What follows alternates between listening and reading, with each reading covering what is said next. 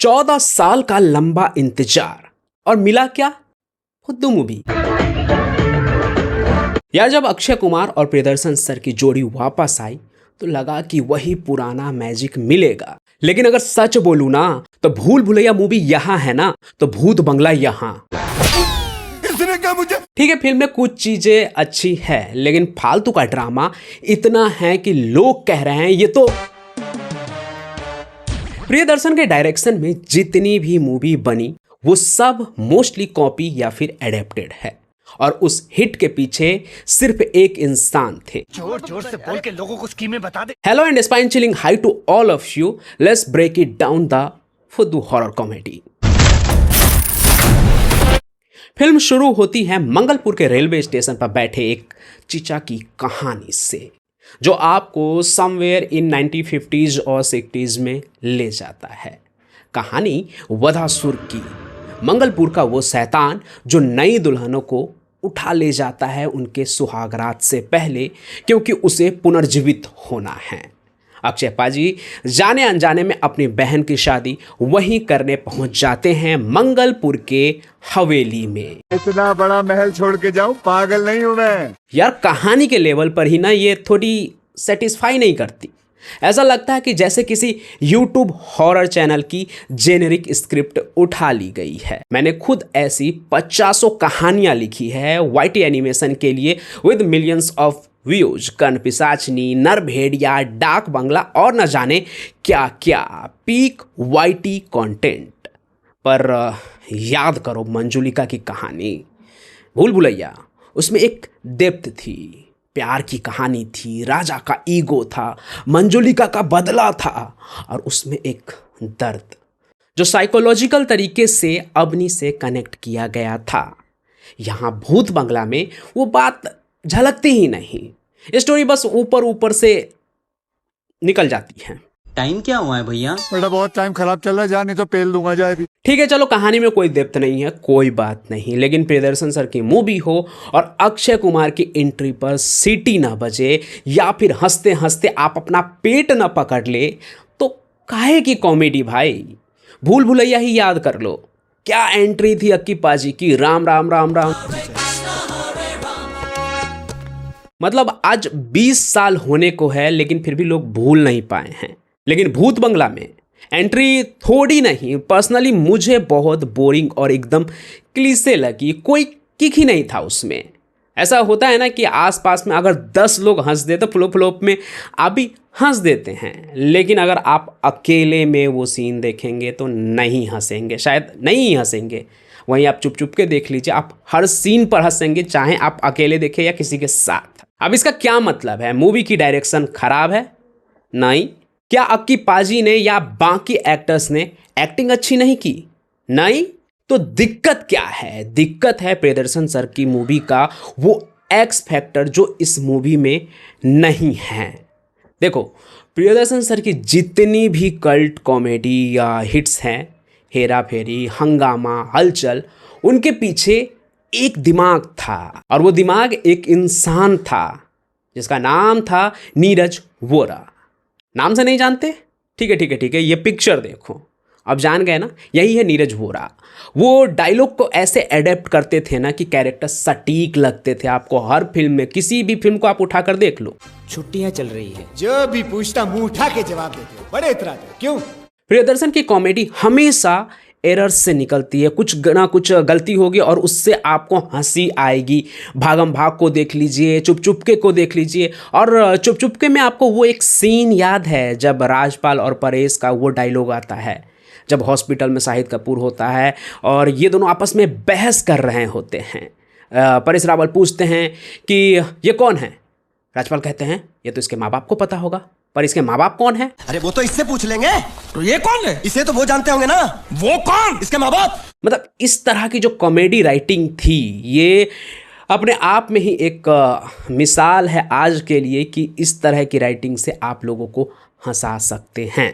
भूत बंगला में भी अक्षय और असरानी जी के बीच वही करने की कोशिश हुई पर बात बनी नहीं। राइटिंग और स्क्रीन प्ले में वो क्विक विट मिसिंग है जो नीरज वोरा की पहचान थी।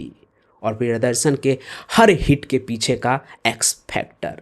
और ये कमी मुझे लगता है खुद प्रियदर्शन सर को भी खल रही होगी, क्योंकि नीरज बोरा अब हमारे बीच में नहीं हैं।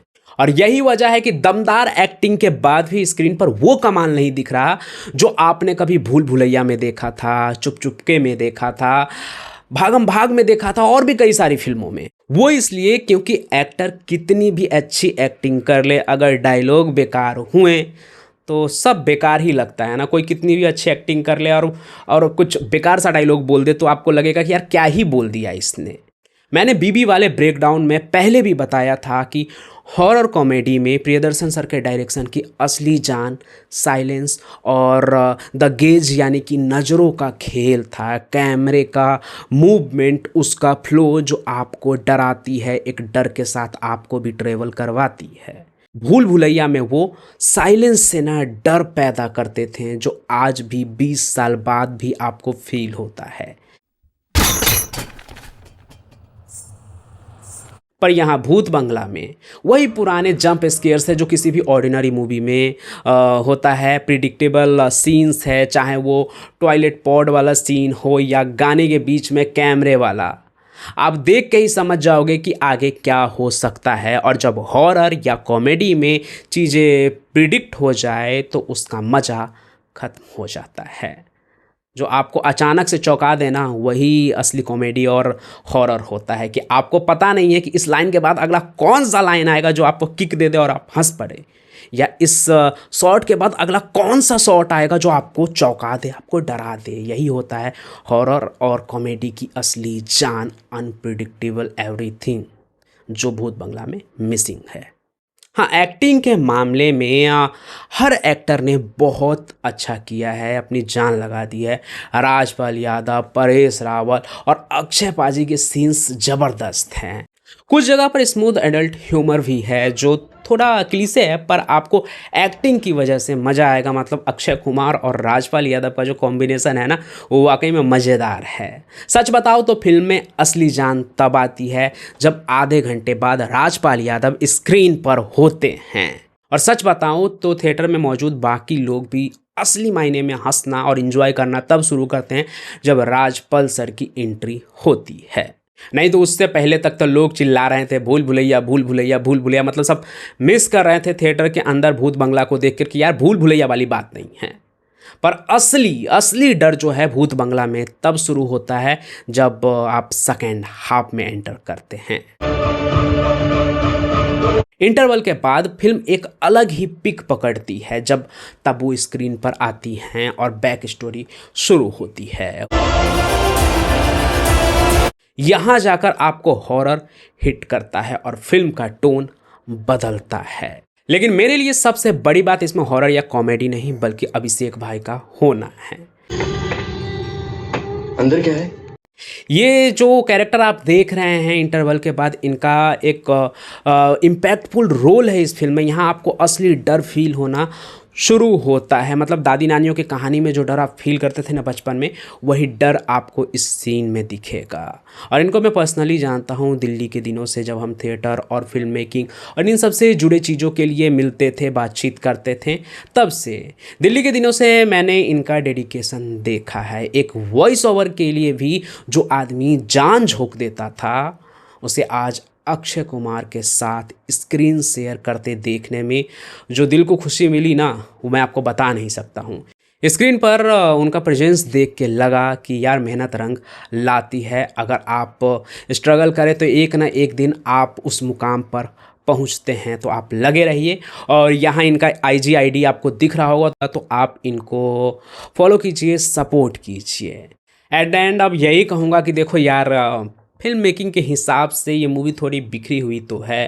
हो सकता है कि ये चीज़ आपको फील ना हो, लेकिन मैं एक एक्सपेक्टेशन लेके गया था, 14 साल का इंतजार था। मुझे लगा यार कुछ तो धांसू होगा भूल भुलैया टाइप, लेकिन उस लेवल पे सेटिस्फेक्शन तो नहीं मिला। लेकिन डायरेक्शन मस्त है, एक्टिंग कमाल की है, पर स्क्रिप्ट इन सभी चीज़ों को थोड़ा सा लो कर देता है। और भूत बंगला के एक इंटरव्यू में ये बात परेश सर ने भी मीडिया को जवाब देते हुए कहा था। वहाँ भी आपको ये चीज़ें झलकी होगी कि यार स्क्रिप्ट को लेकर एक्टर्स भी परेशान हैं।